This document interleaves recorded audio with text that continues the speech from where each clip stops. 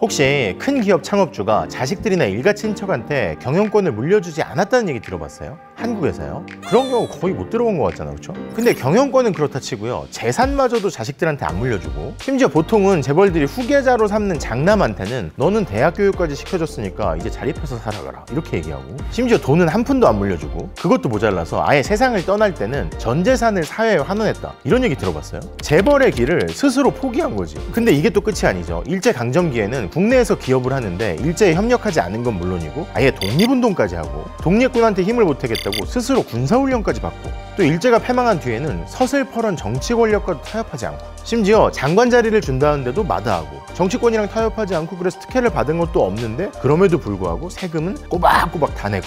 이쯤 되면 뭔가 진짜 좀 이상하지 않아요? 아무도 안 그러는데, 심지어 보통 사람들 중에도 눈 씻고 찾아봐도 그런 사람 찾기가 어려운데 엄청 큰 부자가 현실 세계에서 그럴 수 있었을까? 근데 실제로 그랬던, 어찌 보면 유일했던 인물이 오늘 주제인 이 기업의 창업주죠. 그러면서도 의약품, 위생용품 등등에서 지금도 건재한 업계를 리드하고 있는 기업을 일구고요, 그동안 번 돈을 사회에 환원하겠다면서 학교까지 만든. 자, 이번 주제는요, 기업을 일궈 국민을 가난과 질병에서 구하고 교육시킨다. 기업은 개인의 영화를 위해 존재할 수 없다. 기업을 키워준 사회의 이익을 환원한다. 기업으로 민족에 이바지한다. 유한양행의 창업주 유일한 박사와 유한양행입니다. 소비더머니 하면서 유일한 박사님 그리고 유한양행에 대해서 다뤄달라는 요청도 있었고, 저도 그 생각을 했지만요, 사실은 엄두가 안 났어요. 이렇게 보통 사람이 눈으로 보기에는 너무 이상하다 싶을 만큼 뭔가 너무 대단하고 숭고한 면이 있잖아요. 19세기 후반에 9살의 부모를 잃고 사실상 고아가 돼서 친척집을 전전하던 유기현이라는 소년이 있었어요. 당연히 교육도 제대로 못 받고 남의 집 머슴 노릇을 해주면서 입에 풀칠하고, 그러다가 옷감 장사를 하면서 서서히 기반을 다져나가고 청년이 돼. 근데 장사를 하러 다니다가 어떤 외국인 선교사의 모습을 보게 된 거야. 정작 조선의 관리들은 가난한 백성들을 거들떠도 안 보는데, 서양인 의사가 온갖 핍박을 받으면서도 가난한 사람들을 직접 만나고 먹이고 치료하고, 그러다가 자신도 전염병에 걸려서 젊은 나이에 처자식을 두고 소천한, 이런 외국인 선교사의 헌신을 보고 청년의 마음이 움직입니다. 그리고 그 영향을 받아서 장남이 태어나자 이름을 일형이라고 짓죠. 향기 형자를 써서 살아가는 동안 향기를 멀리 퍼뜨리는 인물이 되거라. 훗날 이 아이는 일형에서 일한으로 이름을 바꾸게 됐는데요, 아무튼 장남한테 아버지는 그런 소망을 품었던 거예요. 자, 아무튼 그렇게 조선이 망해가던 시절인데 개화사상에 눈을 뜨고 스스로 상투까지 자르면서 서구 문화에 관심을 가졌던 유일한의 아버지 유기현의 사업은 번창했어요. 옷감에다가 농산물 그리고 독일제 미싱 등등의 수입 상품까지 팔고요. 그렇게 본인도 경제적으로 좀 여유가 생겼고, 당시에 외국인 선교사들이 조선의 소수 아이들한테 외국으로 유학 갈 수 있는 기회를 주던 때니까 이 아버지가 장남을 미국에 보내야겠다고 결심을 합니다. 근데 문제는요, 이 향기를 퍼뜨리라면서 기대를 걸었던 장남의 나이가 9살에 불과했던 거예요. 아니, 본인도 9살에 부모를 잃고 생고생을 했는데 9살짜리 장남을, 이 어린애를 알 수 없는 미국 땅에 보내는 게 마음이 좀 두렵지 않았을까? 당연히 뭐 집안에선 난리가 났죠. 와이프가 막 알아눕고 나 이게 못 산다 하면서 막 친정으로 막 돌아가고. 근데 이렇게 집안에 난리가 났는데도 계속 아내와 아이를 설득합니다. 청일전쟁에, 러일전쟁에 우리가 이렇게 아이를 계속 품고 키우기만 하면 되는 게 아니라 나중에 전쟁이 또 나면 얘가 전쟁터에 끌려갈 수도 있고 더 위험해질 수 있어요. 그리고 아들한테는 이렇게 얘기하죠. 아들아, 너도 일본을 꾸짖으면서 일하는 저 선각자들처럼 미국에서 신문물을 배우고 교육을 잘 받아서 이 나라를 위해서 일해야 된다. 참고로 훗날 이 아버지는요, 장남뿐만 아니라 다른 아이들도 주변에 있는 강대국들에 이렇게 보내거든요. 미국뿐만 아니라 뭐 러시아, 일본, 중국 등등. 저는 이 대목을 보면서 마치 로스차일드 가문이 유럽의 여러 나라의 아들들을 보내서 일했던 것 같다, 이런 생각이 나더라고요. 아무튼 이 아버지한테 선견지명이 있었던 걸까? 아니면 이 땅에는 더 이상 희망이 없다고 느꼈던 걸까? 결국 소년 유일한, 당시의 소년 유일형은 9살의 나이에 태평양을 건너 미국으로 가게 됩니다. 자, 근데 막상 부모랑 떨어져서 혼자 미국으로 향하는 이 9살짜리 어린아이의 마음은 어땠겠어요? 밤마다 눈물이 나는 거지. 미국 가서는 심지어 너무 외롭고 막 힘들어가지고 나무를 끌어안고 막 엄마 하면서 울었대. 고추장 생각나가지고 막 부둣가에 있는 중국인 노동자들한테 가가지고 매운 막 소스 같은 거 막 얻어먹고. 그리고 미국에 가서 초등학교 입학을 하긴 했는데 한 2년 만에요, 일제의 전방위적인 압박이 가속화되고 하면서 아버지의 사업이 점점 기우는 거야. 생활비 같은 거 보내줄 형편이 안 돼가는 거지. 그래서 이 꼬마가 닥치는 대로 뭐 구두 닦기, 신문 배달, 식당 일 등등을 할 수밖에 없었대요. 지금 생각해보면 상상이 안 되는 것들 투성이죠. 그러다가 다행히 교회의 소개로 네브라스카주에 있는 독신자매의 가정으로 옮겨가게 됩니다. 이 집에 살면서 집안일도 돕고 학교도 다니고. 근데 아주 다행스럽게도요, 이 자매분들이 좋은 분들이었대요. 고난중에 귀인을 만난 거죠. 영어 등등해서 공부도 직접 가르쳐주고 친구들 만나라면서 용돈도 주고. 훗날 사업가로 성공한 유일한이 노인이 돼서 생활이 넉넉하지 못했던 이 자매들을 다시 찾아가요. 그리고 상당히 큰 돈을 건네드렸다고 하죠. 또 두 분이 의지해서 사는데 한 분이 세상을 먼저 떠나면 한 분이 너무 힘들어질 거 아니에요. 그래서 두 분 명의로 생명보험도 들어주고. 아무튼 그렇게 소년이 고군분투하고 또 방학 때는 네브라스카주의 독립운동가들이 세운 소년병 학교에서 군사훈련까지 받으면서 잘 성장을 하고 있었는데, 고국의 상황은 점점 더 최악으로 치닫고 있었죠. 경솔국치. 나라를 잃고 급기야 이 소년의 가족들은 북간도로 이주해서 생활을 이어가게 됩니다. 자, 그래도 소년은 차차 미국 생활에 적응해 나갔어요. 하지만 학비가 필요하니까 고등학교 입학해서도 또 신문 배달 같은 거 하고, 또 공부는 잘했는데 미국에서 애들이 쟤는 공부밖에 할 줄 모르나 봐, 저 공부벌레야 막 무시하고 뭐라고 하니까요, 아, 나 운동해야겠다 하면서 미식축구도 시작하죠. 근데 이 소년이 어릴 때부터 뭐 신문 배달도 하고 방학 때는 막 군사훈련도 받고 했다고 했잖아요. 그리고 나중에 자랐을 때의 모습을 보면 알겠지만 유일한 박사가 선천적으로 기골이 좀 장대했거든요. 일단 운동을 시작하니까 미식축구에서도 두각을 나타내기 시작합니다. 물론 그때 아버지한테 막 편지를 보내서 이런 운동을 하고 있다 하면 막 그랬었대. 아버지가 공부를 하라고 보내놨더니 운동을 하고 있다. 그리고 바로 이 시절에 신문 배달을 하면서 이름을 지금처럼 바꾸게 됐다는 얘기가 있죠. 미국 사람들이 유일형 발음을 잘 못하니까 영문을 유일한이라고 썼었대. 근데 아르바이트 하던 신문 보급소에서 실수로 끝에 G자를 빼놓은 거야. 근데 이렇게 보니까 이게 더 발음하기 편하네. 또 발음뿐만 아니라 한이 대한제국의 한을 뜻할 수도 있는 거니까 이거 좋다. 그래서 아버지한테 또 편지를 써서 승낙을 받고 그때부터 이름을 일한으로 쓰기 시작합니다. 여러 가지가 매사를 보는 눈이 긍정적인 거죠. 그런데 그렇게 긍정적인 마음으로 막 노력해가지고 어려움을 이겨내고 대학 입학까지 앞두고 있을 무렵 아버지로부터 소식이 옵니다. 북간도에 가족들이 이주를 했는데 사업이 점점 어려워지고 부양가족은 많고 하니까 아버지가 장남을 부른 거죠. 너 공부 그만하면 됐다. 많이 했다. 그리고 너도 이제 성인이 되고 장남이니까 귀국해서 집안일을 도와라 하는 거죠. 당장 생활 유지가 안 되는 거니까 이해가 되죠. 근데 그 상황도 알겠고 아버지 말씀을 안 들을 수도 없지만 유일한 입장에서는 너무 아까웠을 거 아니야. 내가 어떻게 여기까지 왔는데. 대학 입학이 바로 이 코앞인데. 그래서 고심 끝에 선생님을 찾아가서 상담을 해요. 그런데 이 고생하면서도 잘 자라온 유일한을 아낀 선생님이요, 오히려 이런 제안을 하더래. 내가 보증을 서서 은행에서 대출을 받아줄 테니까 그 돈을 받고 앞으로 1년간 일해서 갚으면 되는 거 아니냐. 그리고 대학 입학 1년 뒤에 하면 되니까 절대 포기하지 말아라. 어렵게 자랐지만 성실했던, 뭔가 특별했던 소년 유일한을 아끼는 귀인들이 되게 많았던 것 같아요. 아무튼 그렇게 선생님 덕에 대출받은 $100를요, 당시 $100가 어느 정도였냐면 북간도에서 성인 남성이 몇 해 동안 막 쉬지 않고 일해야 모을 수 있는 돈이었대요. 근데 유일한은 그 $100를 아버지한테 전부 보내줘. 그리고 고향집은 숨통이 트입니다. 큰 땅을 사서 거기서 곡식을 심고 추수해서 팔고 또 남은 거는 국수 만들어서 팔고. 그리고 유일한은 1년 동안 이 빚을 갚기 위해서 일을 하기 시작하는데 앞날에 대한 계획이 미뤄지고 이러다 뭔가 틀어지는 거 아닌가 같던 이 시절에 청년 유일한의 마음에 새로운 씨앗이 움트게 됩니다. 빌린 $100를 갚으려고 청년 유일한이 디트로이트로 가서 변전소 일을 돕게 되거든요. 왜? 디트로이트가 자동차 산업의 중심이었고 관련 일자리도 많았으니까. 그렇게 유일한이 변전소에서 일하다가 하루는 포드 자동차 공장을 견학을 하러 가게 됐대. 그리고 거기서 깊은 인상을 받았다고 하죠. 이 포드가 좋은 제품을 대량 생산해서 낮은 가격에 공급하고 사회에 이바지하는구나. 그렇게 변전소에서 1년을 일하고 빚을 다 갚고요, 일자리가 만든 디트로이트 근처에 앤아버에 있는 미시간 대학에 입학을 하게 되는데, 자, 대학에 입학했으면 유일한이 뭘 또 해야 됐을까? 또 학비를 벌어야 될 거 아니에요? 그래서 그 근처에 철도 건설 등에 동원된 중국인 노동자들을 상대로 뭔가를 팔아보자 이런 생각을 하게 됐대. 그래서 뭘 팔까 하다가 고향에 대한 향수를 불러일으킬 만한 물건들을 떼다가 팔아보자. 이게 상당히 이익이 많이 남더래요. 그래서 이거 아르바이트로 그냥 나 혼자 일하는 것보다 이렇게 사업을 하는 게 훨씬 많이 남는구나, 이런 생각을 하게 됐다고 하죠. 그렇게 고학으로 학업을 마치고 일단 취직도 했는데요, 계속 사업을 하겠다는 생각이 머리에 스치는 거야. 그래서 사업 아이템이 뭐가 좋을까를 생각하는데 중국인 상대로 물건을 팔던 경험, 그리고 옛날에 중국 식당에서 아르바이트 했던 경험들이 계속 생각이 나더래요. 만두 같은 데 보니까 숙주나물이 많이 쓰이는데 이게 상하기가 쉽고 보관이 어려운 거야. 저 유통이 어려운 숙주나물을 장기 보관할 수 있게 뭔가 만들어가지고 팔면 좋겠다. 그래서 여러분의 시행착오 끝에 장기 보관이 가능한 통조림, 여기에다 숙주나물을 넣어서 상품화하는 데 성공합니다. 근데 이걸 또 사업화하려면 대량 생산을 해야 되니까 자금이 필요할 거 아니에요? 대학 동기를 찾아가서 동업을 제안하죠. 근데 친구도 보니까 사업하던 사람인데 이거 얘기 되는데 잘 팔리겠는데 싶은 거야. 그렇게 해서 1922년 라초이 식품회사가 만들어집니다. 이 라초이가 내놓은 숙주나물 통조림은요, 당시에 중국 음식점뿐만 아니라요, 미국 전역에 있는 일반 미국 소비자들한테도 인기가 높았다고 하죠. 그리고 점차 사업 영역이 콩나물, 간장 등으로 확대되고요. 그렇게 어렵게 성장한 유일한이 사업을 시작하고 어엿한 성공한 사업가로 자리 잡게 되는 시점이었어요.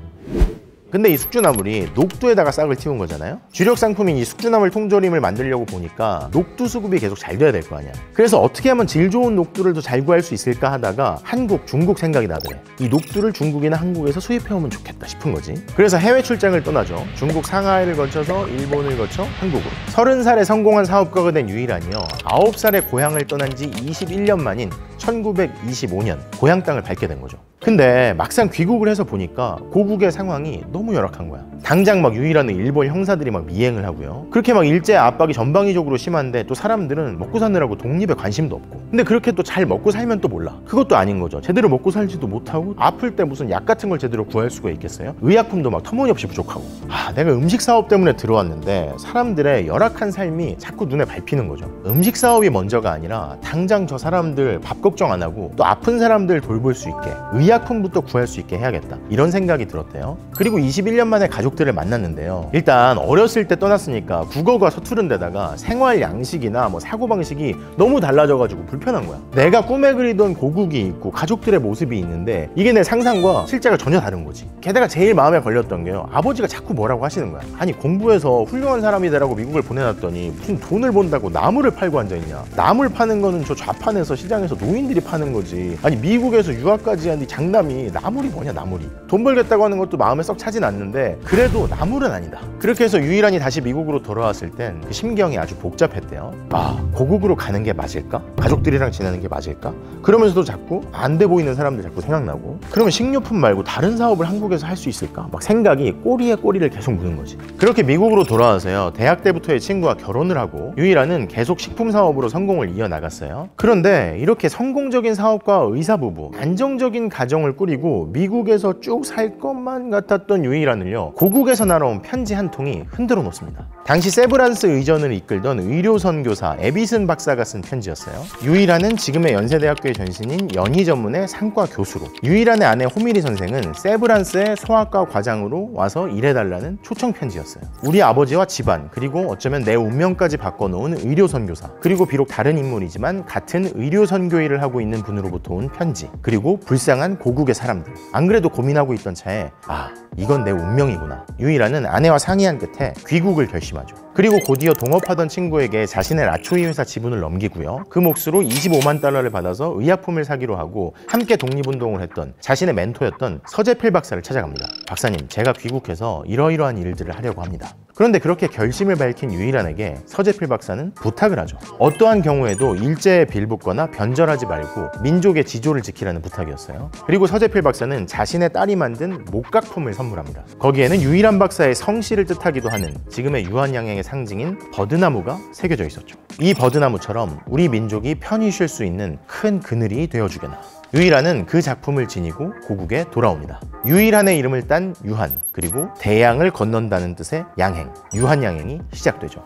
미국에서 사업을 정리하고 받은 25만 달러로요, 유일한은 미국산 의약품을 대거 사들였어요. 왜 고국 방문했을 때 동포들한테 가장 필요해 보였던 구충제와 결핵치료제, 피부병 연고 등등. 그런데 1920년대 후반 국내 의약품 시장은 일본인들이 꽉 잡고 있었다고 하죠. 이거 약품을 들여오긴 했는데 이걸 어떻게 팔아야 할까 고민이 되는 거지. 이때 유일한은 틈새를 노립니다. 일단 광고. 왜 국문신문이 아니라요, 조선총독부가 발행하던 기관지, 영문 기관지가 있었는데 여기다가 광고를 실는 거죠. 영어로 광고 문구가 쫙 있고 회사 이름도 없이 버들 문양만 쫙 표시하고. 왜 당시에 영문으로 돼 있었지만 외국인들 그리고 지식인들 중심으로 이거 읽고 궁금해하는 사람들이 있었을 거 아니에요. 궁금증을 불러일으키는 거죠. 뒤에 설명을 드리겠지만 이렇게 한 데는 어떤 이유가 있었죠. 그리고 당시에 유한양행이 수입한 의약품을 왜 세관에서 잘 통과를 안 시켜주고 일제 압박이 심할 때니까요. 그런 상황에서 총독부 기관지에다 돈 내고 광고를 하면 광고주가 되는 거잖아요. 주님, 그죠? 사실 아시는 분은 아시겠지만 뭐 높은 사람들, 잘 나가는 사람들한테 뭐 뇌물로 돈을 주고 돈을 바친다 뭐 이렇게 생각하지만 어느 때든지 돈을 주는 사람이 받는 사람보다 갑이 되는 거거든요. 아무튼 은근히 이렇게 해서 사업 못하게 방해하는 걸 막으려는 의도도 있었겠죠. 또 영업의 경우에는요, 일본인들이 운영하는 병의원 같은 경우에는 아무래도 그쪽 의약품이 잡고 있을 테니까요, 한국인들 그리고 무엇보다 외국인 선교사들이 운영하는 병의원을 공략합니다.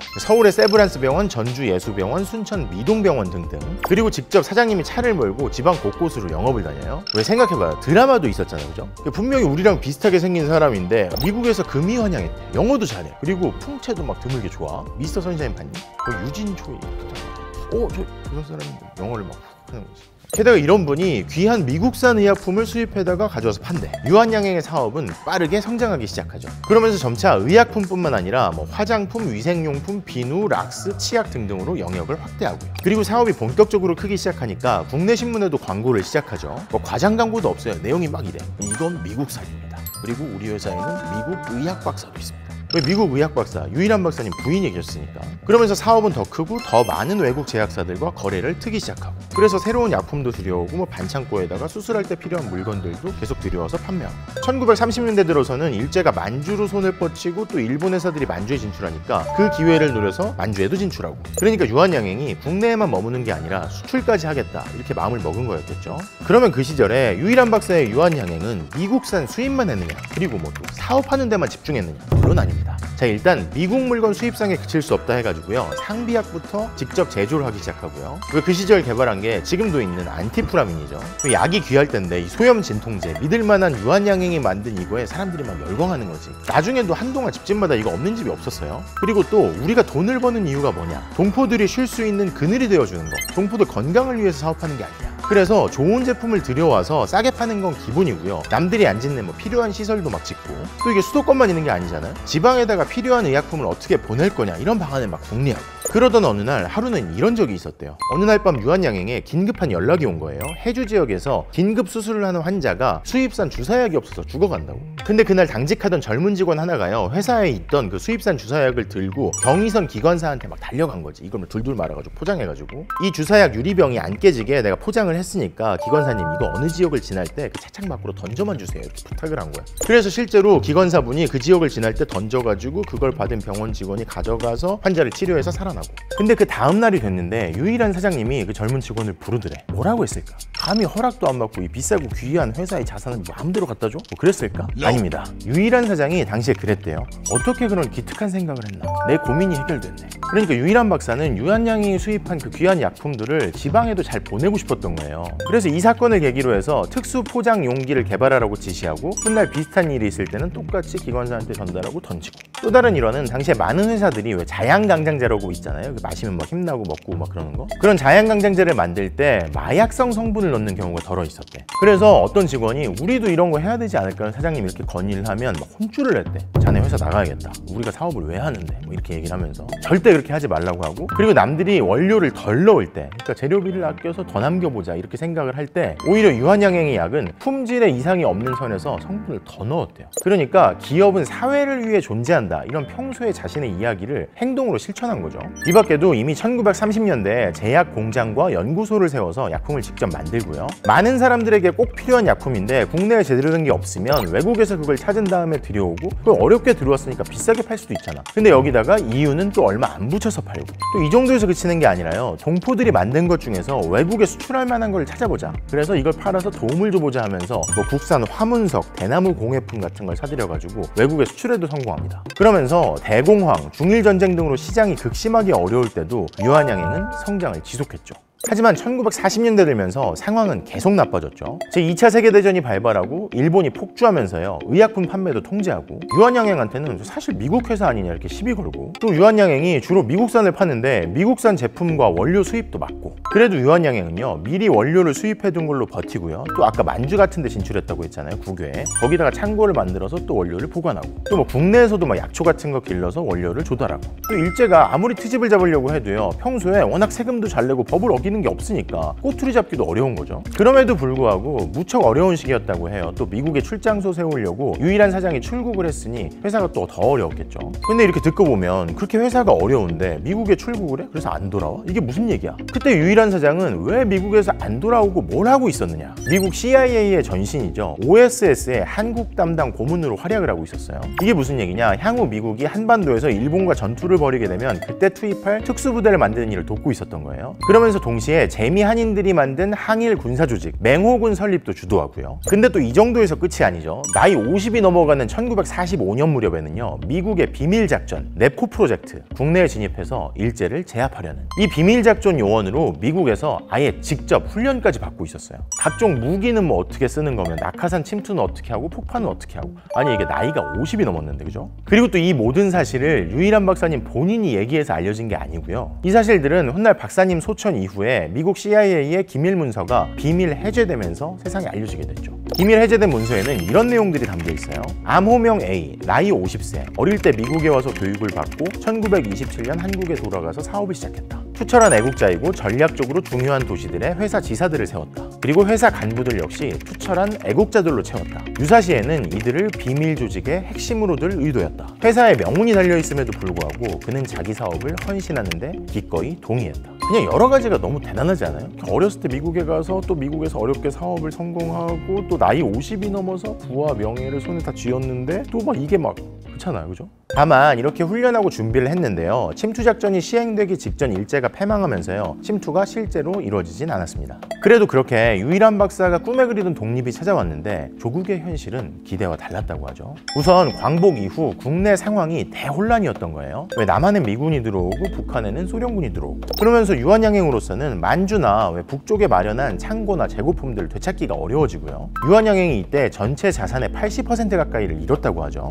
그래도 유일한 박사가 미국에서 돌아오면서요, 유한양행은 그동안 마련해둔 원료를 바탕으로 계속 사업을 착실히 진행했고요. 또 유일한 박사가 미국에서 눈여겨봤던 자동차 사업까지 진행하려고 계속 사업 준비를 차근차근 진행해 나왔죠. 그리고 당시에 유일한 박사에게 대한민국 정부의 초대 상공부 장관을 맡아달라는 요청이 있었대요. 근데 이 요청을 정중하게 사양하거든요. 저는 무엇보다 뭐 한국말도 서툴고 저는 사업가니까 사업에만 충실하면 좋겠다. 근데 그러고 나니까 미국에 갔다가 한국에 들어오려고 이렇게 비행장에 딱 도착하면 이때 입국 허가가 안 나서 못 들어오고 막 일본으로 다시 건너가고, 그렇게 독립한 조국의 정치 상황은 사업에 도움을 안 주고 또 국내 정치 상황은 계속 극도로 혼란스럽고, 그렇게 꿈에 그리던 독립한 조국에서 유일한 박사가 더 크게 꿈을 펼치지 못하고 있던 1950년 북한의 남침으로 6.25가 발발하죠. 이 시절에 유한양행 직원들은 회사의 주요 제품과 원료를 챙겨서 부산으로 피난을 갔고요. 그걸로 부산에서 동상 연고도 만들고 포도당 주사액이랑 비타민제도 만들어서 국군에 납품하고요. 근데 이때도 역시 유한양행은요, 어려운 시절임에도 불구하고 제대로 된 제품을 만드는 데 집중을 했다고 하죠. 그러니까 어려운 때니까 뭐 대충 만들어서 납품해가 아니라 제대로 만들어 품질은 지켜야 했다는 거예요. 그러다가 휴전협정이 체결되자 다시 서울로 올라와서 공장을 복구하고 체제를 정비하고요. 1950년대 후반에는 공장 자동화 착수, 국내 최초의 항생제 생산, 가축약품과 농약품 생산도 진행을 하게 되죠. 동남아 수출도 시작하고요. 60년대 초반에는 전국에 있는 건실한 약국들을 골라서 특약점을 내줘요. 아직도 기억에 나는데 약국 문 앞에 이렇게 버들표 문양을 이렇게 붙여주는 거지.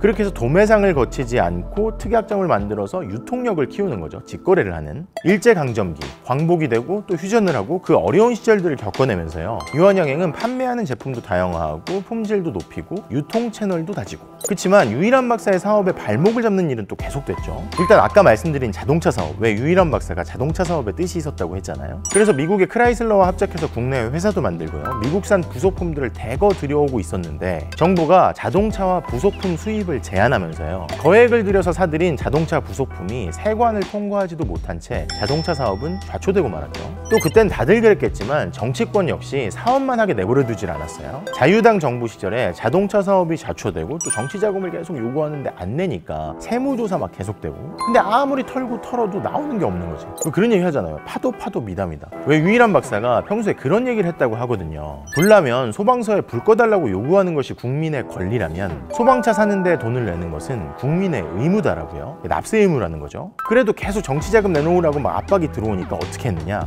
야, 내가 그런 식으로 사업하느니 사업을 접겠습니다. 우리 사업 접자. 그리고 교육 사업에 투자하자. 뭐 이렇게 나오는데 어떻게 하겠어? 또 이후의 정권에서도요. 이번에는 돈 내라고 압박을 하다가 또 안 되니까 세무조사 당연히 하고, 세무조사 하다가도 안 되니까 제품들을 쫙 수거에다가 이게 함량이 제대로 되는지 막 검사를 하는 거예요. 조사를 하는데 이게 검사를 계속해도 다른 데 제품에서만 문제가 나오는데 유한양행의 제품에는 문제가 안 나오는 거예요. 정치 자금을 계속 내놓으라고 압박을 하고, 그러니까 소위 조지는 거죠. 계속 조지는데도 파도 좋은 얘기만 나와. 그러니까 뭐 이런 기업이 있어? 정부에서 놀라서 아예 나중에는 대통령이 직접 훈장을 수여해요. 또 괴롭히려고 하다가 약간 감명을 받아가지고 훈장을 주는 이런 얘기가 나오는 거죠. 아무튼 하지만 그랬던 시절에 정치권과 결탁을 하지 않고 사업을 원칙대로만 하니까요. 그래서 유일한 박사가 일군 사업이 더 확장되지는 못했다, 이런 평가들도 있어요. 얼마든지 재벌이 될 기회가 있었을 텐데, 또 미국이랑도 가까우니까, 그쵸? 그 길을, 재벌의 길을 스스로 포기한 거죠. 또 개인사에서도요, 어찌 보면 포기할 수밖에 없었던 부분들도 있었던 것 같아요. 일단 가족들. 유일한 박사가 한때 미국에서 변호사로 활동하는 장남을 불러들여서 부사장직을 맡기거든요. 이분이 있을 때 유한양행이 국내 최초로 컴퓨터를 도입하고요. 또 주변의 우려에도 불구하고 화장지 사업 등등 신사업도 준비하고, 화장지 사업 같은 경우에는 당시에 사람들이 종이를 막 이렇게 다 쓴 거 그거 갖다 쓰고 막 그럴 때였대.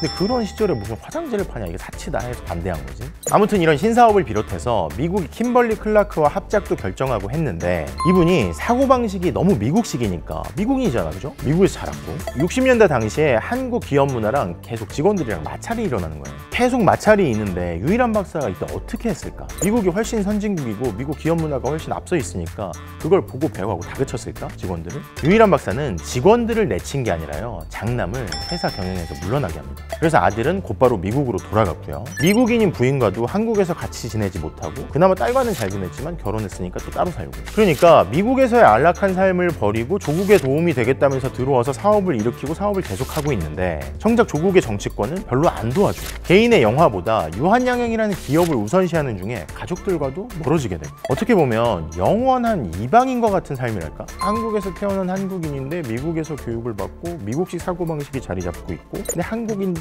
미국인도 아닌 취급을 받고, 또 가족들과도 멀어지게 되고 여러 가지. 그래서 이제 주변에서는요, 유일한 박사가 노년에 홀로 지내면서 술로 시름을 달래는 등 외로운 시간을 보냈다고 하죠. 하지만 이렇게 외로운 시간을 보내는 동안에도요, 유일한 박사는 계속해서 달려갔어요. 마치 자신의 삶에 주어진 어떤 목적, 소명, 이걸 내가 꼭 완수해야만 한다, 이렇게 생각한 것처럼요. 그래서인지 평소 존경했다는 고려중앙학원의 인촌 김성수 선생처럼요, 교육 사업에 투자하겠다면서 교육기관까지 만든 적이 있었던 유일한 박사였는데요. 개인 지분, 부동산 할 것 없이 사재를 계속 털어서 꾸준히 교육 사업에 기증하면서요, 말년에는 아예 학교까지 세웠습니다. 우수한 기술 인력을 양성하겠다, 우수한 학생을 유치하겠다면서 전원에게 전액 장학금을 주고, 또 사업적으로도요, 기존에 추진됐던 킴벌리 클라크와의 합작을 완수해서 유한 킴벌리를 세우고요.